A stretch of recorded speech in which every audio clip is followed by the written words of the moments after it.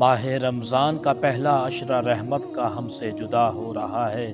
ماہ رمضان کے پہلے عشرے کی دعا، اللہم اغفر ورحم وانت خیر الراحمین، اے میرے رب مجھے بخش دے، مجھ پر رحم فرما، تو سب سے بہتر رحم فرمانے والا ہے۔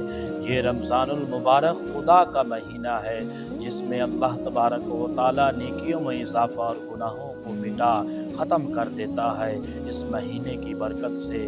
تو یہ عمل، یہ دعا پڑھنے سے اللہ تبارک و تعالیٰ نے فرمایا کہ اس کے مال میں، جان میں، اولاد میں، عمل میں اتنی غیبی مدد ہوتی ہے، اللہ تبارک و تعالیٰ مدد فرماتا ہے۔